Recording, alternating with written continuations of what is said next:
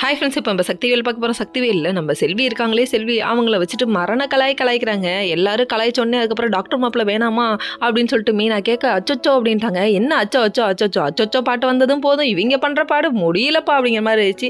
சரி, ஒரு வழியாக பாட்டை போட்டு முடிச்சாச்சு. அதுக்கப்புறம் சரி வெக்கப்பட்டுக்கிட்டே செல்வி உள்ள ஓட கல்யாணம் ஃபிக்ஸ் ஆயிடுச்சுன்னு சொல்லிட்டு சக்தி கால் பண்ணி விஷயத்த சொன்னாங்க. அவங்க தேனை விழுந்து கவனிக்கிற விதம் இருக்கே, ஐயோயோ பாசமலர் பொங்குதுப்பா அப்படிங்கிற மாதிரி ஆயிடுச்சு. பரவாயில்ல விடுங்க, யாராக இருந்தாலும் கன்சிவாக இருக்கவங்கள பார்த்துக்குவாங்கல்ல பத்திரமா, அதனால இவங்க பார்த்துக்கிறாங்க. அந்த டைம் ஒன்றும் வேலை செய்ய முடியலன்னு சொல்லிட்டு இவங்க ஒரு சேனுகளை போட என்ன இருமா செல்வி அனுப்பி வைக்கிறேன்ட்டாங்க. ஏமா கல்யாணம் ஃபிக்ஸ் ஆயிடுச்சு, இதுக்கப்புறம் ஏமா இன்னொருத்தர் வீட்டுக்கு அனுப்பாமல் இருக்கலாம் இல்லம்மா அப்படிங்கிற மாதிரி ஆயிடுச்சு. அங்கே ஒருத்தன் பல திட்டத்தை போட்டுக்கிட்டு இருக்கான். எதுக்குன்னு பார்த்தீங்களா, தென்னரசு ஏதோ இவரையே பொண்ணு பார்க்க வந்த மாதிரி ரியாக்ஷன் விட்டுட்டு இருக்காரு. ஒன்றும் புரியலையே அப்படிங்கிற மாதிரி ஆயிடுச்சுங்க. அதுவும் இல்லாமல் இத்தனை நாள் இல்லாமல் திடீர்னு சக்தி குடும்பத்து மேலே அக்கறை வந்த மாதிரி பேசிகிட்டு இருக்காங்க. சக்தி மேலே அக்கறை வந்த மாதிரி பேசுகிறாங்க. இங்கேயே நீ கண்டுபிடிச்சிருக்க வேணாமா, ஏமா இப்படி இருக்க அப்படிங்கிற மாதிரி இருக்குது.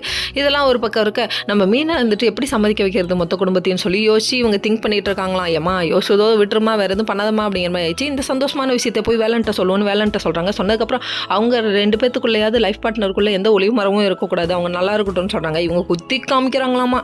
டே எத்தனை நாளைக்கு இப்போ இப்படி குத்தி காமிப்ப, எனக்கு சுருக்குன்னு குத்துது வேலை, இப்படிலாம் சொல்லாத வேலை அப்படிங்கிறாங்க.